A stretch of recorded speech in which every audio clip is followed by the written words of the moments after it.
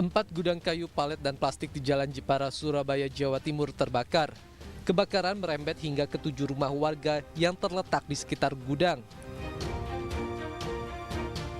Melihat kobaran api yang besar, pemilik gudang dan warga sekitar panik dan berusaha mengevakuasi barang berharga milik mereka.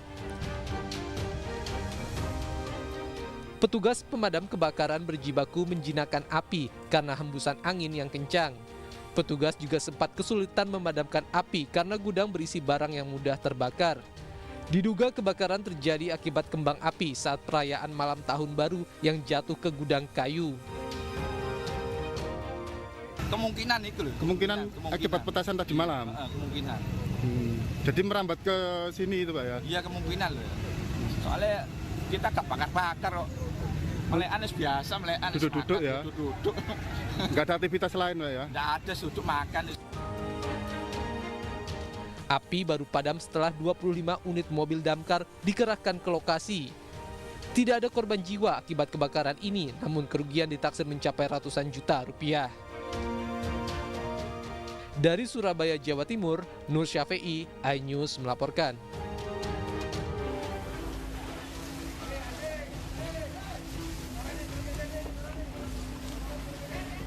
Sebuah bangunan toko material terbakar hebat di Jalan Balai Kambang, Kramat Jati, Jakarta Timur, Selasa siang. Kobaran api disertai asap tebal menghanguskan seluruh bagian toko material dan sempat menimbulkan suara ledakan. Petugas Sudin Damkar Jakarta Timur yang tiba di lokasi langsung berusaha memadamkan kebakaran agar tidak merembet ke rumah warga yang berdempetan dari toko material. Kebakaran diduga terjadi karena korsleting listrik di lantai 2 toko saat pekerja mulai beraktivitas.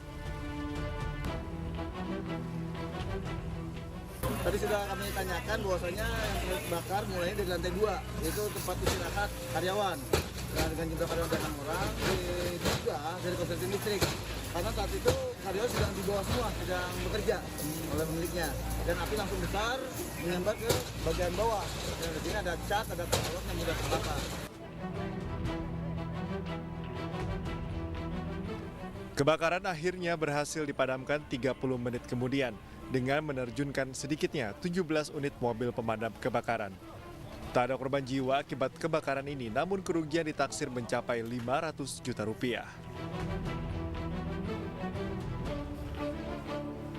Dari Jakarta, Rio Manik, iNews melaporkan.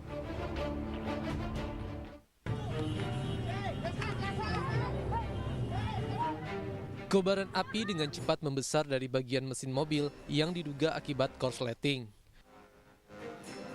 Kejadian berawal saat dirinya bersama keluarga pulang liburan tahun baru dari kawasan wisata Waterpark Karanganyar, Lampung Selatan. Saat dalam perjalanan pulang, mobil yang dikendarai korban tiba-tiba terbakar. Api dan asap yang muncul seketika langsung menghanguskan seluruh bagian mobil. Kebakaran terjadi diduga akibat mesin mobil terlalu panas. 2 unit mobil damkar dikerahkan untuk memadamkan api. Langsung spontan dia, asap dari kabel depan kayaknya. Langsung berhenti dadakan lah, nggak bisa diselamatin, buka kap nyampe tangannya. Jadi awal api itu dari bagian depan? Dari bagian depan. Ada ledakan nggak Bang? Nggak ada. Tidak ada korban jiwa akibat peristiwa ini, namun korban mengalami kerugian mencapai 85 juta rupiah. Dari Bandar Lampung, Andreas Afandi, iNews melaporkan.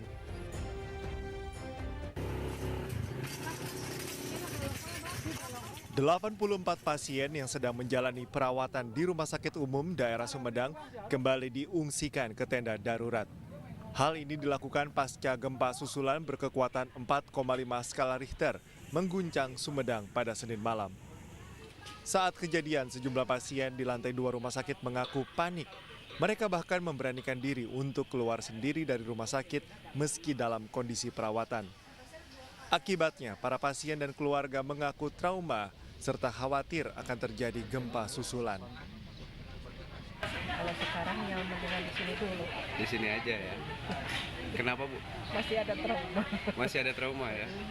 Ya panik, makanya saya turun sendiri ke bawah. Karena itu katanya harus menyelamatkan diri aja ke bawah. Rencananya penempatan pasien di tenda darurat akan terus dilakukan hingga kondisi wilayah Sumedang dipastikan aman dari gempa. Dari Sumedang, Jawa Barat, Beben HVA, iNews melaporkan.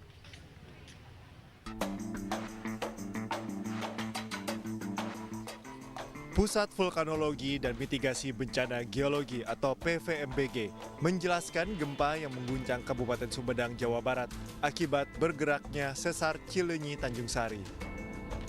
Dalam kurun waktu 2 hari, sesar tersebut sudah bergerak 4 kali dengan kekuatan 4,5 hingga 4,8 magnitudo. PVMBG juga menyebut gempa ini tidak menimbulkan keretakan parah pada terowongan Cisumdawu di ruas tol Cileunyi Sumedang Dauan. Dan juga ditemukan bahwa bukti-bukti lapangan mengarah ke arah patahan Cileunyi Tanjung Sari, ya kemungkinan teraktivasi yang berupa patahan sinistral atau patahan mengirik, patahan mendatar mengirik. Untuk patahan itu sendiri baru atau sudah lama sih? Itu sudah dipublikasi ya tahun 2020 oleh publikasi di Badan Geologi. Sebelumnya terowongan Cisumdawu dilaporkan retak akibat gempa Sumedang. Namun setelah Menteri Pekerjaan Umum dan Perumahan Rakyat Basuki Hadimulyono melakukan inspeksi, gambar seperti retakan hanyalah debu yang menempel pada dinding terowongan. Jembatan Cisumdawu dinilai masih aman dan tidak membahayakan pengendara. Dari Bandung, Jawa Barat, Ervan David, iNews melaporkan. Erupsi gunung api Lewotobi laki-laki masih terus terjadi hingga Selasa siang. 6 desa di Kabupaten Flores Timur pun terdampak, bahkan rumah dan tanaman tertutup abu vulkanik. Turunnya abu vulkanik ini sempat membuat warga panik. Sebagian warga memilih mengungsi di 6 titik pengungsian yang ada di 2 kecamatan. Warga pun dilarang beraktivitas di radius 2 km dari kaki gunung api Lewotobi laki-laki dan diimbau selalu waspada. Selain itu, akibat abu vulkanik erupsi Gunung Lewotobi laki-laki, otoritas Bandara Francisco Saverio Seda Maumere ditutup sementara karena area approach tertutup abu vulkanik yang berbahaya untuk penerbangan. Dari kemarin hingga saat ini, ketinggian debu 9.000 feet. Dan saat ini semakin menguat, intensitasnya kategori menguat. Jadi dampak untuk penerbangan itu sangat berbahaya buat penerbangan. Ketika melintasi area debu, penyebaran debu ini akan berbahaya pada mesin pesawat. Sementara, sebagian korban erupsi gunung api Lewotobi laki-laki mengungsi di kantor Kecamatan Wulanggitang, Kabupaten Flores Timur. Jadi tidak nyaman ya anak-anak itu. Para pengungsi mengaku hingga saat ini belum ada bantuan yang memadai. Mereka pun berharap pemerintah setempat segera memberikan bantuan di posko-posko pengungsian. Dari Flores Timur, Nusa Tenggara Timur, Joni Nura, iNews melaporkan.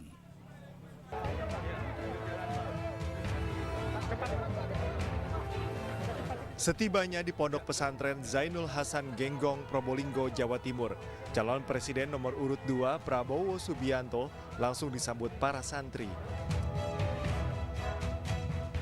Prabowo menghadiri acara haul dan doa santri untuk negeri sambil bersilaturahmi dengan pengurus ponpes dan sejumlah ulama. Pengasuh pondok pesantren menyebut sosok Prabowo sudah dianggap sebagai keluarga. Dalam sambutannya, Prabowo mengajak para santri untuk senantiasa mencintai Indonesia hingga akhir hayat. Beliau hadir ini sebagai kapasitas ingin menghadiri haul akbar. Ya, kebetulan haul ini kan bertepatan di awal tahun, sekaligus jadi momen kita untuk berdoa bersama, kebaikan bangsa, kemaslahatan umat ini. Beliau berkenan hadir, hanya karena haul malam, beliau bisa hadir pagi, akhirnya kita buatkan acara forum silaturahmi dengan tajuk doa santri. Dalam acara ini, para santri dan ulama berdoa bersama agar gelaran pemilu 2024 bisa berjalan damai. Dari Probolinggo, Hana Purwadi, iNews melaporkan. Jelang debat kedua calon presiden 2024, Capres nomor urut 3 Ganjar Pranowo mengatakan akan membawa isu-isu krusial terkait alutsista hingga pekerja migran Indonesia. Hal itu dikatakan Ganjar saat mengunjungi pabrik mainan plastik di Kendal, Jawa Tengah, Selasa siang. Menurut Ganjar, kebutuhan dasar alutsista dari 3 matra, yakni darat, laut, dan udara, harus dipersiapkan secara matang untuk memperkuat pertahanan Indonesia. Ganjar juga meyakini bahwa Indonesia bisa memiliki kemampuan untuk memproduksi sendiri alutsista. Bagi masyarakat Indonesia, Pak, terkait dengan pertahanan dan keamanan? Oh, banyak sekali kalau kita bicara dari sisi alutsista dan kebutuhan dasar yang mesti terpenuhi, maka matra darat, laut, udara sekarang mesti kita siapkan sungguh-sungguh. Dan yang kita tanya adalah penggunanya. Jangan sampai penggunanya tidak siap. Maka kalau kita mau bicara transisi alutsista, maka transisinya jangan kejauhan karena peralatan alutsista makin hari makin modern. Yang kedua tentu kita berbicara soal industri pertahanan dalam negeri yang sebenarnya kita punya kemampuan. Kalaulah kebutuhan itu tinggi kan lebih baik produksinya juga ada di dalam negeri. Itu salah satu contoh. Tapi dari sisi polugri yang lain memang ada yang kepentingan. Selain alutsista, Ganjar Pranowo juga akan membawa isu penting lain terkait pekerja migran Indonesia, perbatasan negara, dan organisasi internasional. Semua isu tersebut akan dikemukakan Ganjar saat debat kedua Capres yang rencana akan berlangsung pada 7 Januari mendatang.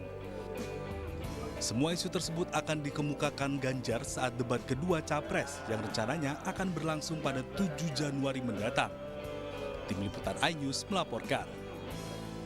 Calon Presiden nomor urut 3 menemui para petani beras di Desa Wilalung, Demak, Jawa Tengah. Kunjungan ini sekaligus untuk launching salah satu program unggulannya, yakni pemutihan utang petani. Program ini tentunya sangat disambut antusias oleh masyarakat, terutama para petani kecil. Bahkan Ganjar berjanji akan menghapus utang para petani senilai 600 miliar rupiah jika terpilih menjadi presiden. Ganjar, kami petani juga. Kita menghitung kurang lebih kredit macetnya petani itu sekitar 600-an miliar. Kurang lebih 600 miliar. Maka kita juga akan hapuskan dan tentu saja nanti kita teknisnya akan melakukan pengecekan. Mana yang memang karena situasi yang sulit, tapi mana yang etikatnya buruk. Kalau etikat buruk nggak. Kehadiran Capres nomor urut 3 Ganjar Pranowo, Ketua Umum Partai Perindo Haritanu Sudibyo dan Ketua Umum Kartini Perindo Liliana Tanu Sudibyo disambut antusias oleh ribuan masyarakat peserta bazar murah dan pengobatan gratis Partai Perindo di Gor Satria, Semarang, Jawa Tengah. Ganjar, HT, serta caleg Partai Perindo secara khusus hadir dalam acara bazar murah dan pengobatan gratis ini untuk langsung menyapa masyarakat. Nah, itulah yang kemudian kami mencoba mendengarkan apa problem yang ada di masyarakat. Maka dengan kondisi seperti ini, hari ini pasar mudah-mudahan bisa membantu. Terima kasih pada masyarakat bisa membeli dengan harga yang terjangkau. Perindo itu berjuang untuk rakyat kecil. Ini saya bisa jamin. Ya. Karena di Indonesia ini masih banyak masyarakat kita yang belum mapan. Dan Indonesia tidak bisa maju kalau rakyat yang belum mapan ini tidak dientaskan secepat-cepatnya. Ya. Itu adalah tujuan perjuangan daripada Partai Perindo. Dalam kegiatan ini, Partai Perindo menyediakan ribuan paket minyak goreng yang dijual seharga Rp5.000 per liter. Tadi hampir 5.000 masyarakat Semarang, khususnya yang ada di Semarang Utara ini datang kemari untuk mendapatkan itu. Mereka ini sangat terbantu dengan minyak goreng dibeli dengan harga Rp5.000 tadi. Harapannya ke depannya lebih bagus, Pak Presiden, Pak Ganjar menjadi presiden. Ya, Perindo sama, dan ke depannya sejahtera masyarakatnya dan bisa mengangkat rakyat kecil. Partai bernomor urut 16 yang mendukung Capres dan Cawapres Ganjar Mahfud ini terus memberikan bukti nyata kepeduliannya terhadap rakyat kecil dengan berbagai program unggulannya.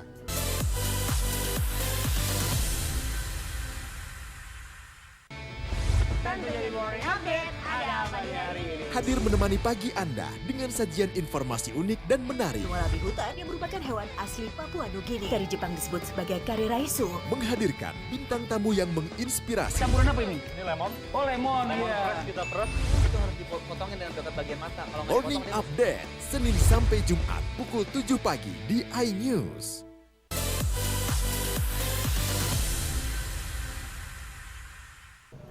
Mahfud MD tiba di Pemakaman Umum Tanah Kusir, Kebayoran Lama, Jakarta Selatan sekitar pukul 16 waktu Indonesia Barat. Kedatangan Mahfud disambut 3 putri Bung Hatta, yaitu Metia Farida Hatta, Gemala Rabia Hatta, dan Halida Nuria Hatta. Mahfud dan Mutia bersama-sama berdoa mengelilingi makam Bapak Koperasi Indonesia tersebut. Kedatangan ke makam juga menjadi pesan ke publik bahwa Indonesia pernah punya tokoh besar yang tidak bisa hilang dari sejarah lahirnya Indonesia. Bahwa kita pernah punya tokoh besar, yaitu Bung Hatta yang sampai sekarang tidak hilang dari hati masyarakat dan tidak akan pernah hilang dari tinta emas sejarah lahirnya negara Republik Indonesia, di mana Belusukan Capres nomor urut 2, Prabowo Subianto di Kampung Sawah Cilincing, Jakarta Utara menuai sorotan.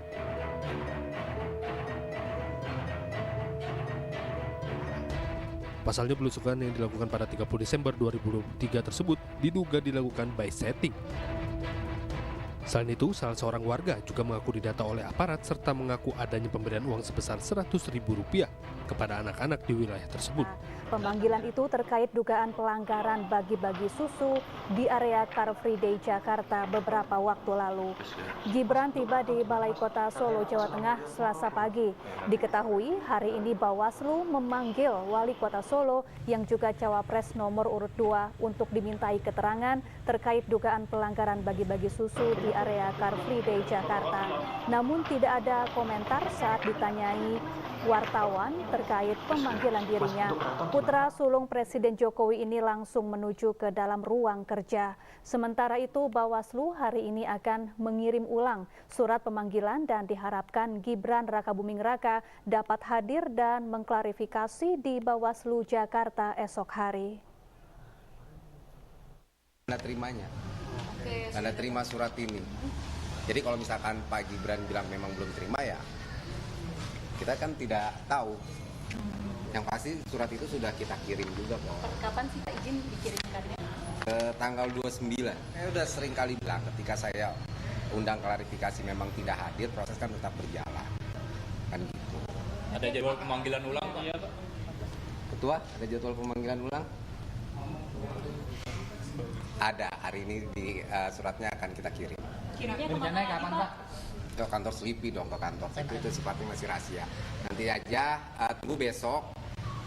Kalau memang nanti Mas Gibran datang, kita tunggu nanti hasil klarifikasinya seperti apa. Dan nanti kan kita akan ada buat kajian. Kawasan Welcome to Batam mendadak menjadi perbincangan akibat baliho Prabowo Gibran dipasang pada 2 huruf O yang dituliskan Welcome to Batam. Baliho Prabowo Gibran dipasang mengikuti pola huruf O pada ikon tersebut. Atas temuan pelanggaran ini, Ketua Bawaslu Kepri Zulhadri menghubungi Bawaslu Kota Batam dan Wascam untuk menindaklanjuti temuan tersebut.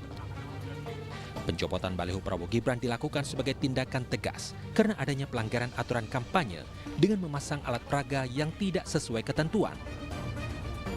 Ya, mungkin dia pelanggaran dari tempat lokasi ini ya, lokasi zona yang telah ditetapkan KPU. Bahwasanya di izin di lokasi yang telah ditetapkan itu tidak memasuki area ini, makanya ini harus segera kita akan tertibkan. Namun dalam hal itu kita sesuai dengan PKPU dan juga regulasi yang sudah KPU tetapkan tentang zona yang diperbolehkan untuk memasang alat peraga kampanye itu tidak sesuai dengan apa yang dipasang saat ini. Welcome to Batam merupakan salah satu ikon yang menjadi sasaran wisatawan mancanegara dan lokal untuk bersuah foto sehingga pemasangan baliho Prabowo Gibran dianggap merusak estetika monumen. Dari Batam, Kepulauan Riau, Gusti Yonosa, iNews melaporkan.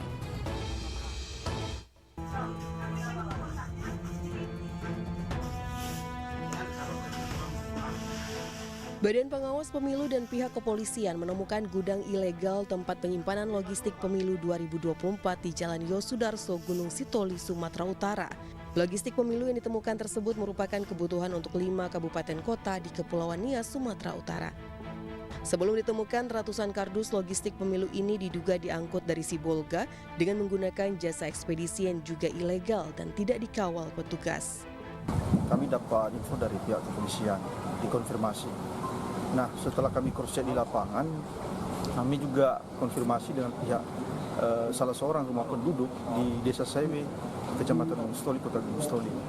Beliau mengatakan bahwa membenarkan bahwa di rumah yang ditempati itu ada barang logistik yang seyogianya itu disampaikan di gudang logistik resmi KPU Kabupaten Kota Sekepulauan.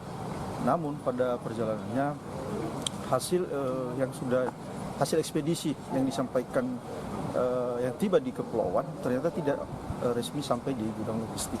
Berdasarkan hasil penelusuran kami, di dalam kotak atau kardus yang ada di salah satu rumah penduduk itu ada berupa C plano yang ada di dalam kardus, tetapi kondisi kardus memang sebagian besar dalam keadaan rusak.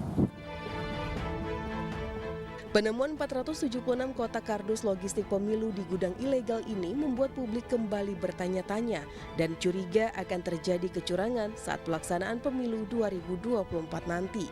Tim Liputan iNews melaporkan.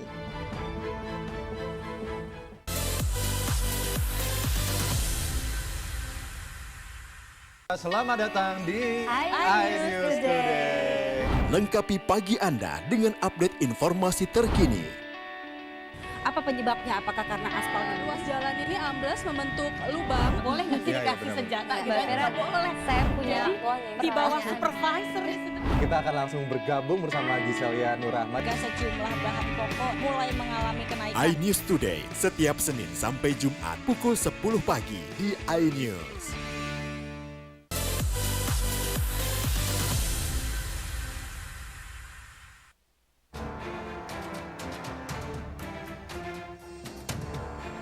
Kebijakan penyaluran bantuan sosial atau Bansos menuai polemik.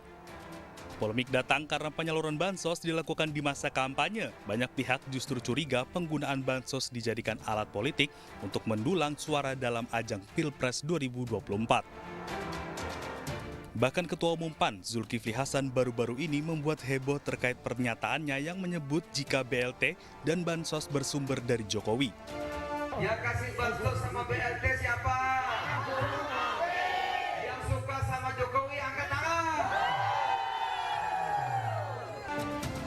Pernyataan Zulkifli Hasan tersebut sontak menuai berbagai kritik. Salah satunya dari Alisa Wahid. Putri sulung Gus Dur itu mengkritik keras pernyataan Zulkifli Hasan yang dianggap telah membodohi masyarakat dengan melakukan politisasi Bansos jelang pemilu 2024. Bahkan Deputi Hukum TPN Ganjar Mahfud, Todung Mulya Lubis, meminta agar pejabat pemerintah menunda pemberian Bansos sampai Pilpres agar tidak menimbulkan kecurigaan dan prasangka.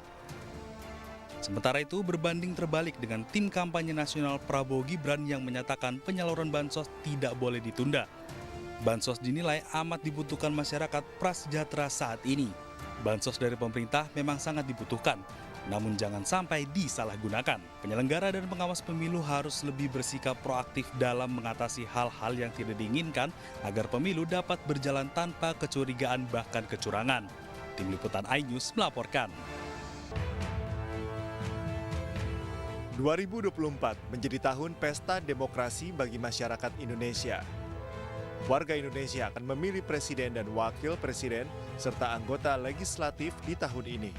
Lebih dari 50% pemilih dalam pemilu 2024 didominasi golongan muda dengan rentang usia 17 hingga 40 tahun. Merujuk data KPU terkait DPT pada pemilu 2024, kelompok milenial dan Gen Z ada sebanyak 113 juta pemilih atau 58,45%. Dengan rincian, milenial 66,8 juta, sedangkan Gen Z sebesar 46,8 juta. Milenial dan Gen Z memegang peranan penting pada pelaksanaan pemilu 2024 karena jumlah mereka mendominasi di kalangan yang memiliki hak untuk mencoblos. Anggota KPU August Melas meyakini generasi muda juga diyakini dengan keramahannya terhadap teknologi informasi membantu KPU memfilter misinformasi, disinformasi, hoax, dan ujaran kebencian. Sementara berbagai elemen kaum muda terus menyuarakan dukungannya terhadap masing-masing capres. Salah satunya tim pemenangan muda Ganjar Mahfud bersama kaum milenial Gen F for Ganjar Mahfud menggelar forum diskusi pentingnya peran muda Satset Wirausaha dan Tastes dalam bekerja untuk Indonesia unggul. Ide serta gagasan Gen Z dan milenial diharapkan dapat berkolaborasi dengan pemerintah demi Indonesia yang lebih baik. Roket Brigade Al-Qassam, sayap militer Hamas ini pun memicu sirine sistem pertahanan rudal Israel atau Iron Dome. Rekaman video yang diunggah di saluran Telegram Brigadir Al-Qassam menunjukkan rentetan roket yang ditembakkan ke Israel. Hujan roket ini pun memicu sirine pertahanan rudal Israel Selatan dan Tengah. Tidak ada laporan korban luka akibat serangan Hamas ini. Kelompok Hamas telah menewaskan 1.200 orang dalam serangan ke Israel Selatan pada 7 Oktober 2023 lalu. Sejak itu, jalur Gaza menjadi wilayah perang terbuka dengan gempuran udara dan darat pasukan Israel yang nyaris tanpa jeda. Aksi massa yang diikuti puluhan ribu orang berlangsung di Istanbul, Turki, mengawali hari pertama tahun baru 2024. Selain unjuk rasa menentang Israel dan mendukung penghentian perang Gaza, mereka berduka atas tewasnya 12 tentara Turki pekan lalu dalam bentrokan dengan militan Kurdi di Irak Utara. Massa mulai berkumpul setelah sholat subuh di Masjid Hagia Sophia dan masjid terdekat lainnya di kawasan bersejarah tersebut untuk berkumpul di Jembatan Galata. Aksi protes ini diselenggarakan oleh National Will Platform dan dihadiri oleh lebih dari 300 lembaga swadaya masyarakat. Protes anti-Israel saat ini sering terjadi di Turki dan semakin besar seiring berlangsungnya perang Gaza. Retorika Turki terhadap Israel juga semakin keras dengan Presiden Turki Recep Tayyip Erdogan menuduh Israel telah melakukan kejahatan perang. Keluarga muda dengan anak kembar 4 yang baru saja dilahirkan tinggal di ruang kelas sekolah di Gaza yang kini berubah menjadi kamp penampungan sementara bersama 50 orang lainnya. Eman Al-Masri, ibu dari bayi kembar 4, berasal dari Beit Hanun di Gaza Utara. Ketika itu dia sedang hamil saat perang dimulai. Situasi yang buruk memaksa Eman dan suaminya beserta kelima anak mereka pindah sebanyak 3 kali. Keluarga ini pertama kali pindah dari rumah mereka di kota Beit Hanun ke kamp pengungsi Jabalia dan terakhir ke sebuah sekolah di Deir al-Balah, Gaza Tengah hanya beberapa hari setelah kelahiran 4 bayi. Eman mengatakan dia harus meninggalkan salah satu bayinya yang baru dilahirkan bersama ibu mertuanya karena tidak mungkin membawa ke-9 anaknya sekaligus. Lebih dari 21.800 warga Palestina di Gaza telah terbunuh oleh tembakan dan serangan udara Israel sejak perang pecah antara Israel dan Hamas. Di tengah kabar-kabar tewasnya warga, kelahiran bayi kembar 4 ini turut disambut gembira warga dunia. Perang meletus pada 7 Oktober ketika militan yang terkait dengan Hamas dan kelompok bersenjata Palestina lainnya menyerbu Israel Selatan dan menewaskan 1.200 orang.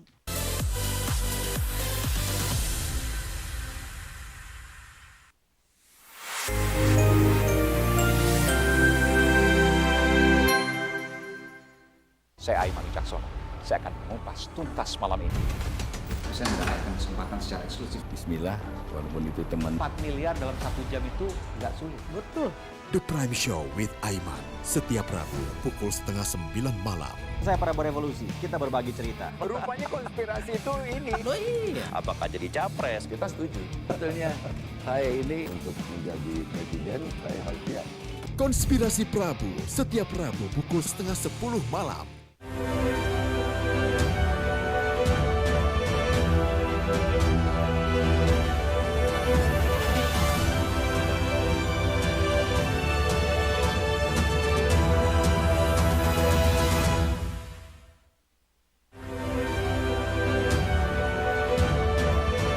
Siswi SMA tak kunjung pulang, orang tua menangis.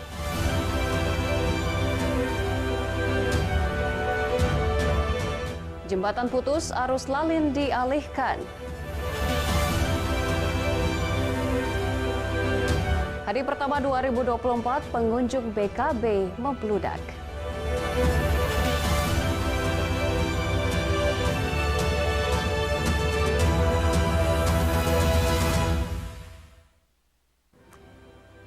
Selamat pagi, apa kabar pemirsa? Kembali Ayu Sumsel hadir menjumpai Anda hari ini Rabu 3 Januari 2024. Selain 3 berita utama tadi, sejumlah informasi menarik lainnya akan kami hadirkan untuk menemani pagi Anda. Bersama saya Anggi Pradita, inilah Ayu Sumsel selengkapnya.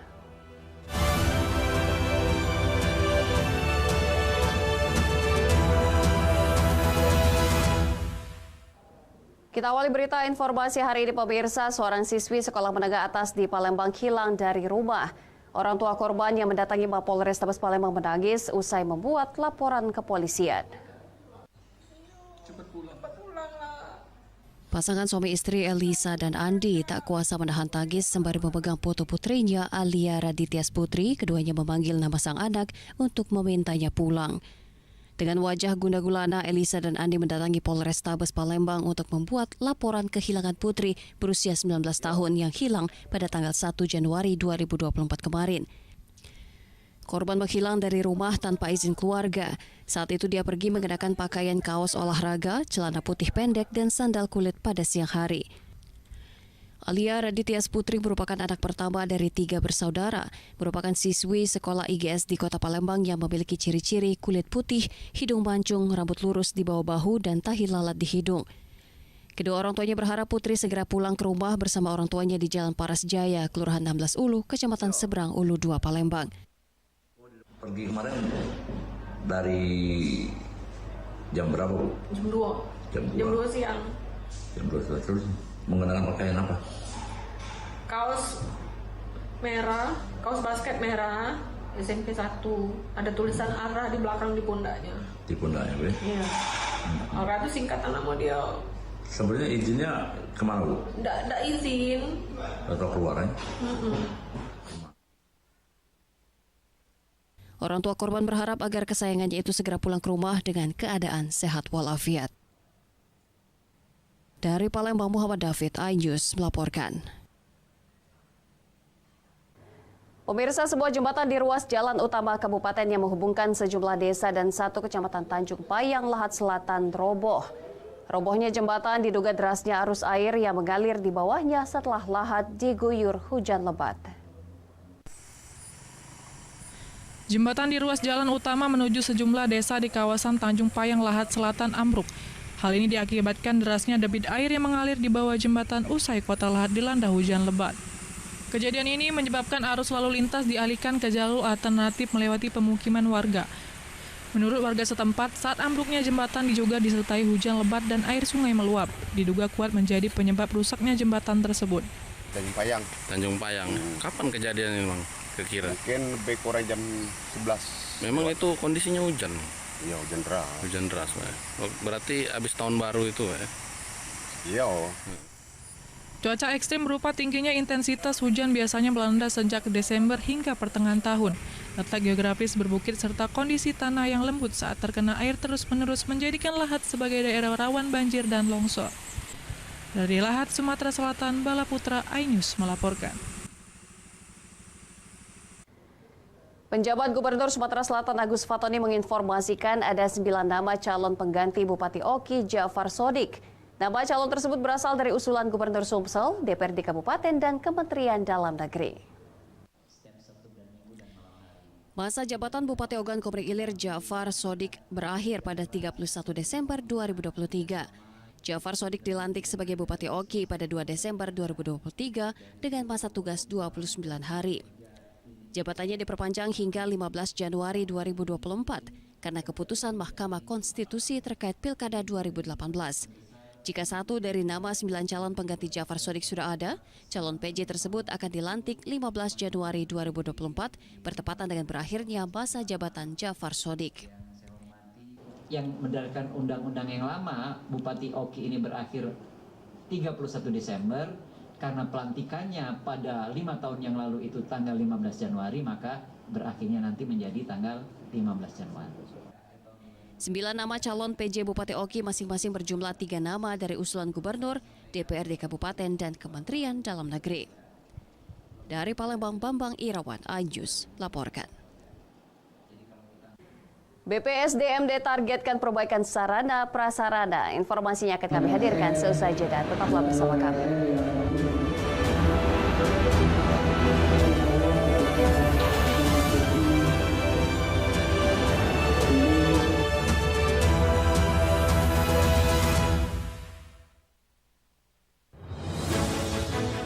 Update informasi terlengkap menuju prime time berkualitas bersama iNews. Selamat sore pemirsa. Tindas oleh mobil tersangka. Memanggil mentan untuk dimintai. Coba memadamkan api. iNews sore setiap hari. Sore pemirsa, kita berjumpa di iNewsroom. Warga Pangandaran jadikan panggung orasi. Umur capres dan cawapres. Yang paling jangkau dan sangat. iNewsroom setiap Senin sampai Jumat. Kita di iNews Prime. Masa dari komunitas menjaga Bikiang. Akan bahwa secara normal penduduk berada di Bandung, Jawa Barat. Memiliki komunitas. Kepanjangan. iNews Prime setiap Senin sampai Jumat. Inilah iNews Malam mengevakuasi korban mas yang salah sasaran. Disertai asap hitam. Bicara pada menit ke-6 di Riau berjalan aman. CIC memberikan tarif promo. iNews Malam setiap hari. Hanya di iNews. Mengupas makna dan tafsir Al-Quran bersama ulama terkemuka tanah air. Kaumum min kaum khairun minal yadis suflah. Nggak bakal bisa dibayar oleh dunia dan seisinya. Jelas, lugas untuk kehidupan sehari-hari. Di antara yang merusak hati adalah buruk sangka. Wa aqimus shalah wa atuz zakah. Itu pun sejajar dengan jihad fisabilillah. Cahaya Hati Indonesia, Sabtu dan Minggu pukul 12 siang di iNews.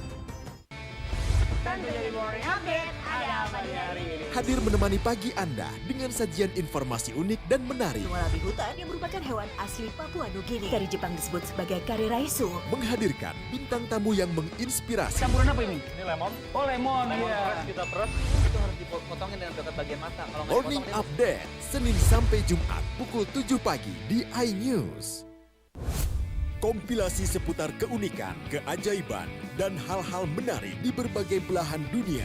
Suku Sentinel dipercaya berasal dari Afrika yang bermigrasi ke pulau itu sejak 60.000 tahun yang lalu. Seperti apa sejarah kelam dari tragedi tenggelamnya kapal Titanic? Lantas siapa tokoh di balik anime yang legendaris? OMG, setiap hari pukul 8 malam, hanya di iNews. Saya Aiman Wicaksono.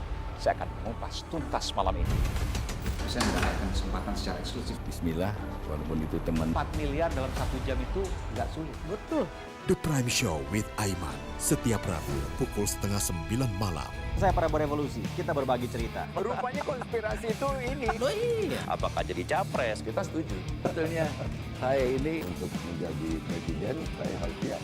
Konspirasi Prabu, setiap Rabu pukul 9:30 malam. Tuduhan saya menerima 27 miliar. Dia menghina saya, mencaci maki saya.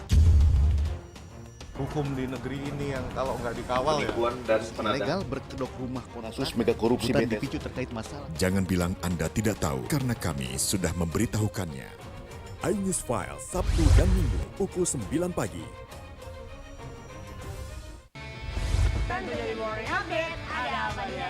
hadir menemani pagi Anda dengan sajian informasi unik dan menarik. Wallaby hutan yang merupakan hewan asli Papua Nugini. Dari Jepang disebut sebagai kare raisu. Menghadirkan bintang tamu yang menginspirasi. Campuran apa ini? Ini lemon. Oh, lemon. Fresh kita peras.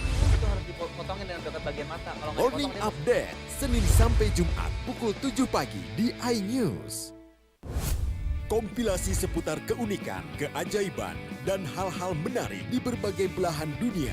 Suku Sentinel dipercaya berasal dari Afrika yang bermigrasi ke pulau itu sejak 60.000 tahun yang lalu. Seperti apa sejarah kelam dari tragedi tenggelamnya kapal Titanic? Lantas siapa tokoh di balik anime yang legendaris? OMG, setiap hari pukul 8 malam, hanya di iNews. Selamat datang di iNews Today. Lengkapi pagi Anda dengan update informasi terkini. Apa penyebabnya? Apakah karena aspal ruas jalan ini ambles membentuk lubang? Boleh nggak sih dikasih senjata gitu? Nggak boleh. Saya punya di bawah supervisor. Kita akan langsung bergabung bersama Giselia Nurahmat. Sejumlah bahan pokok mulai mengalami kenaikan. iNews Today, setiap Senin sampai Jumat pukul 10 pagi di iNews.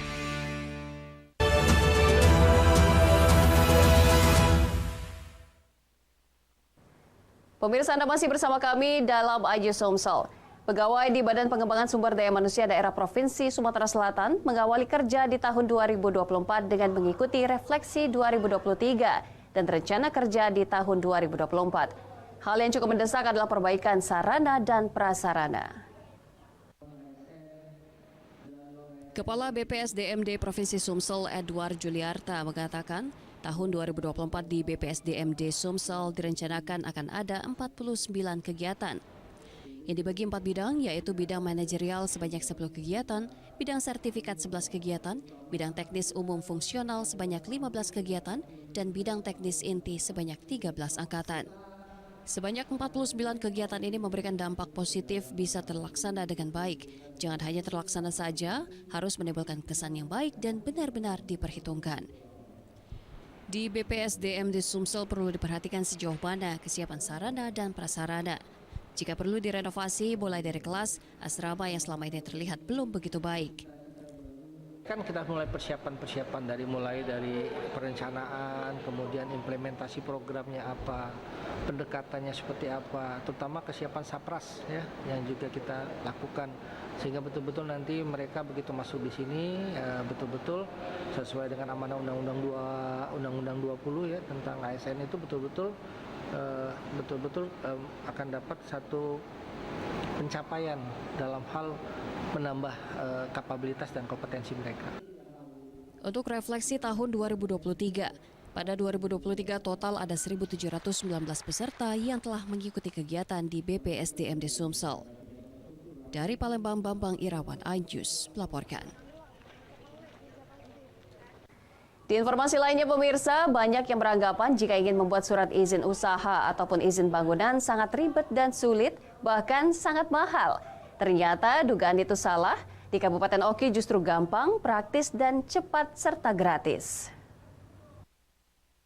Selama ini banyak sekali yang beranggapan jika ingin membuat surat perizinan usaha ataupun izin bangunan sangat susah, bahkan sangat mahal dan butuh waktu yang lama sehingga masyarakat terkadang enggan mengurus surat izin usaha mereka. Ternyata asumsi masyarakat ribetnya mengurus perizinan itu salah besar. Di Kabupaten Oki justru sangat gampang, praktis, cepat, dan gratis, tidak dipungut biaya sama sekali. Masyarakat cukup menyiapkan syarat-syarat yang diperlukan, selanjutnya bisa melalui aplikasi yang ada atau datang langsung ke kantor Dinas Penanaman Modal dan Pelayanan Terpadu Satu Pintu Kabupaten Oki. Maka akan langsung ditangani, bahkan bagi daerah yang jauh seperti perairan juga disediakan layanan via WhatsApp yang nantinya akan langsung diproses dan hasilnya dikirim kembali kepada masyarakat. Kemudian bisa dicetak dengan sendirinya, bahkan dapat selesai dalam waktu 1 hari. Kalau ada masyarakat yang mau buat izin, jumlahnya lebih dari 10, telepon PTSP yang akan ke sana, yang datang ke situ. Mereka tidak perlu datang jauh-jauh ke Kayagum. Masa mau bikin NIB, habis berjuta-juta untuk ongkos saja kan nggak masuk akal. Nah untuk daerah perairan kami juga kasih kemudahan lewat aplikasi, lewat WA. Jadi mereka cukup WA kan ke kita syarat-syarat yang dibutuhkan, kita bantu bikin di sini. Bagi masyarakat yang ingin membuat surat izin tidak perlu khawatir terhadap isu yang menyulitkan karena sebenarnya tidak serumit yang diisukan. Dari Ogan Komri Ilir, Fitriadi, iNews melaporkan.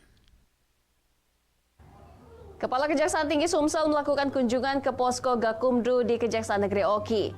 Posko ini dinilai penting sebagai efektivitas pelayanan penanganan serta pemetaan permasalahan saat pemilu 2024 berlangsung. Dalam rangka mensukseskan pemilihan umum tahun 2024, Kejaksaan Negeri Ogan Komri Ilir menyiapkan Posko Sentra Penegakan Hukum Terpadu atau Gakumdu. Posko pemilu ini dibentuk sebagai efektivitas penanganan tindak pelanggaran atau pidana pemilu dan sudah terintegritas dengan stakeholder yakni Bawaslu dan Kepolisian. Kepala Kejaksaan Tinggi Sumatera Selatan Yulianto saat meninjau langsung posko Gakumdu di Kejari Oki menyampaikan apresiasi atas kerja kreatif dan inovatif jajaran Kejari Oki dalam menyiapkan posko Gakumdu tersebut. Hal itu sebagai langkah untuk mengawal proses pemilu berjalan dengan baik dan sesuai aturan. Dengan melakukan pemetaan secara dini, maka meminimalisir adanya potensi ancaman gangguan, hambatan, dan tantangan yang dapat mengganggu proses demokrasi.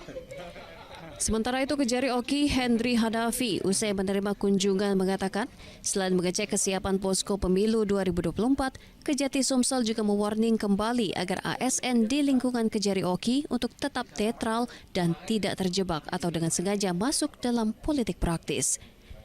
Dengan perintah Pak Jaksa Agung bahwa kita harus memastikan proses tahapan pemilu itu dapat berjalan sesuai dengan yang direncanakan.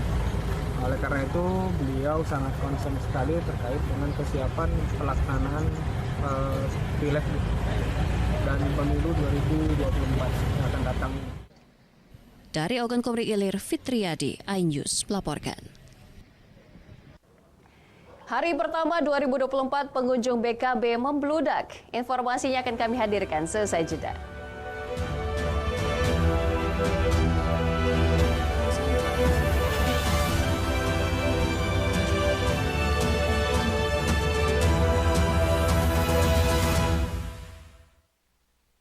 Saya Aiman Wicaksono.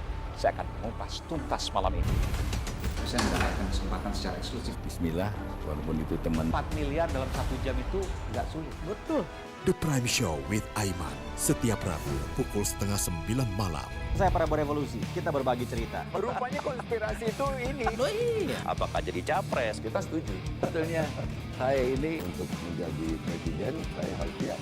Konspirasi Prabu, setiap Rabu pukul 9:30 malam. Kompilasi seputar keunikan, keajaiban, dan hal-hal menarik di berbagai belahan dunia. Suku Sentinel dipercaya berasal dari Afrika yang bermigrasi ke pulau itu sejak 60.000 tahun yang lalu. Seperti apa sejarah kelam dari tragedi tenggelamnya kapal Titanic? Lantas siapa tokoh di balik anime yang legendaris? OMG, setiap hari pukul 8 malam, hanya di iNews. Selamat datang di iNews Today. Lengkapi pagi Anda dengan update informasi terkini. Apa penyebabnya? Apakah karena aspal ruas jalan ini ambles membentuk lubang? Boleh nggak sih dikasih senjata? Nggak boleh. Saya punya di bawah supervisor. Kita akan langsung bergabung bersama Giselia Nurrahmat. Sejumlah bahan pokok mulai mengalami kenaikan. iNews Today setiap Senin sampai Jumat pukul 10 pagi di iNews. Hai, namaku Grini. Grini mau ajak teman-teman untuk menjaga bumi kita tercinta dari kerusakan.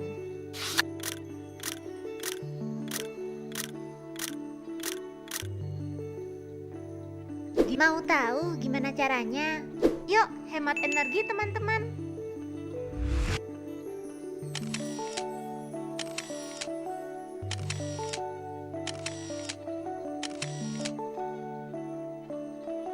Kurangi penggunaan plastik sekali pakai.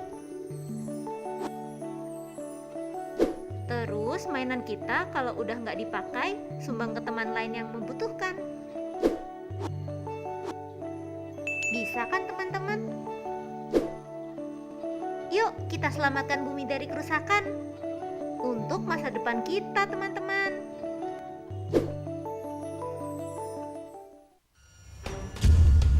Nuduhan saya menerima 27 miliar. Yang menghina saya, mencaci maki saya.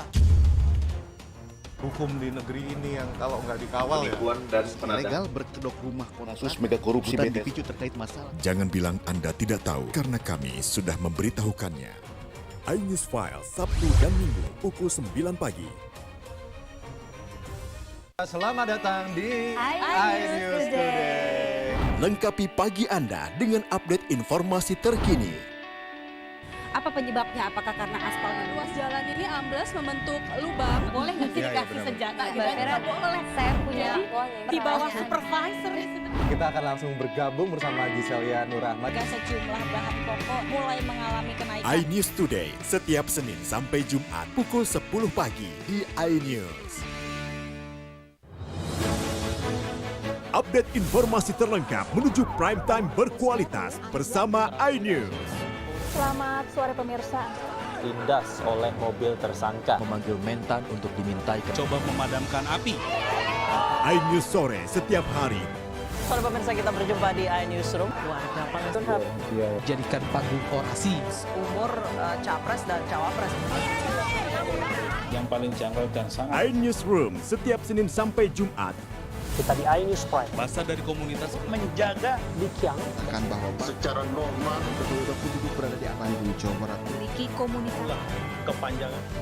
iNews Prime setiap Senin sampai Jumat. Inilah iNews Malam. Mengevakuasi korban mas yang salah sasaran. disertai asap hitam. Bicara pada menit ke-6 di Riau berjalan aman. CIC memberikan tarif promo. iNews Malam setiap hari. Hanya di iNews.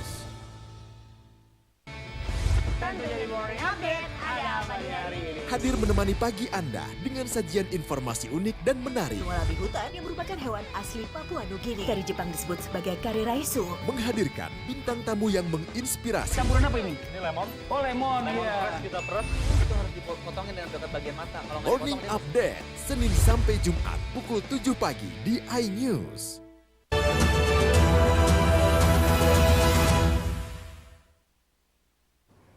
Pemirsa, terima kasih Anda masih bersama kami.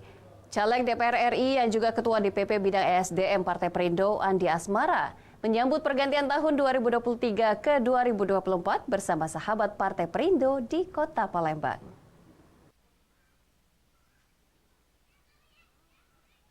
Bersama para kader, simpatisan serta sahabat Partai Perindo Sumatera Selatan, Ketua DPP Pusat Bidang ESDM Partai Perindo menggelar acara ramah tamah menyambut pergantian tahun 2023 ke 2024 di Posko Sahabat Partai Perindo Andi Asmara di Jalan Alamsyah, Ratu Prawira Negara, Kelurahan Karangjaya, Kecamatan Gandus, Palembang. Masyarakat sekitar yang antusias terhadap partai berlambang Raja Wali mengembangkan sayap dan bernomor urut 16 pada kertas suara pemilu 2024 ini dengan gembira berbaur bersama calon legislatif yang hadir bersama. Melepas malam pergantian tahun bersama Partai Perindo yang dipimpin oleh Ketua Umum Partai Perindo Haritanu Sudibyo dan mendukung Capres Pemilu 2024 Ganjar Pranowo itu, menikmati kebersamaan dengan Partai Perindo yang dikenal sebagai partai modern yang peduli rakyat kecil, gigih berjuang untuk penciptaan lapangan kerja dan Indonesia sejahtera. Terbukti para pedagang UMKM mendapat bantuan tenda berjualan secara gratis dan mendapatkan keuntungan penjualan hingga 3 kali lipat. Kita ingin supaya masyarakat Sumatera Selatan itu sejahtera, kita datang untuk mensejahterakan masyarakat. Kalau kesejahteraan itu sudah terwujud, dengan sendirinya itu pendidikan juga nanti akan meningkat, kehidupan akan meningkat. Dengan sendirinya nanti masyarakat juga jadi sehat, jadi mendapatkan pekerjaan, mendapatkan kehidupan yang lebih baik. Biasanya untuk tenda kayak gini kan harganya jutaan sewanya. Berkat Partai Perindo ini kami dapat tenda gratis. Terus kami diborong juga penghasilannya bisa 3 kali lipat dari hari biasa. Terima kasih Partai Perindo, terima kasih Pak Andi Asmara. Semoga sukses selalu. Dari Palembang, Ahmad Syaiful, iNews melaporkan. Pemirsa, libur tahun baru di hari pertama di tahun 2024, pengunjung destinasi wisata Benteng Kuto Besa membludak. Untuk masuk kawasan tersebut, pengunjung pun rela antri panjang, bahkan rela berdesak-desakan demi menikmati indahnya Ampera di waktu malam, sembari menjelajahi kuliner yang ada di pelataran BKB.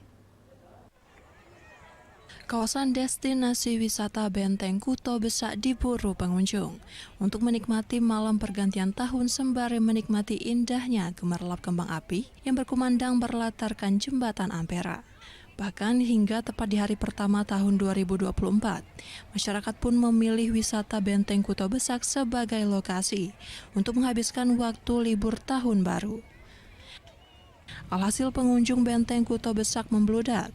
Pengunjung pun rela antri panjang hanya untuk bisa berwisata, melihat keindahan Sungai Musi dan Jembatan Ampera, sembari menikmati aneka jajanan yang menghiasi pelataran Benteng Kuto Besak. Selain itu juga banyaknya wahana bermain anak, stand pakaian, dan masih banyak lagi. Para pengunjung mengungkapkan BKB merupakan tempat wisata yang sangat merakyat, di mana dengan uang seadanya akan tetapi dapat menghabiskan waktu bersantai tanpa membosankan. Ditambah lagi banyaknya jajanan yang ramah di kantong. Dagangannya murah-murah, baju-baju dijual murah kayak itu. Dan tuh permainannya tuh kayaknya banyak banget. Bagus aja. Bagus ya Mbak. Tempatnya luas, asik. Banyak pengunjungnya. Banyak pengunjungnya. Dari Palembang, Erwin Setiawan, iNews melaporkan.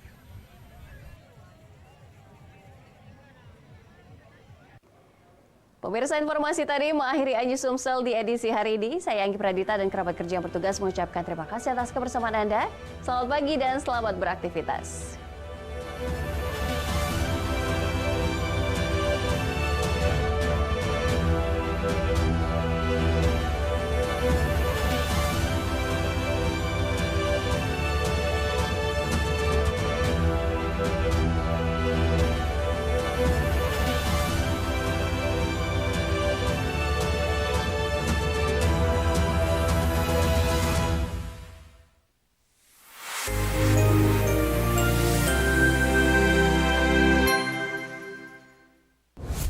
Kompilasi seputar keunikan, keajaiban, dan hal-hal menarik di berbagai belahan dunia. Suku Sentinel dipercaya berasal dari Afrika yang bermigrasi ke pulau itu sejak 60.000 tahun yang lalu. Seperti apa sejarah kelam dari tragedi tenggelamnya kapal Titanic? Lantas siapa tokoh di balik anime yang legendaris? OMG, setiap hari pukul 8 malam, hanya di iNews. Selamat datang di iNews Today.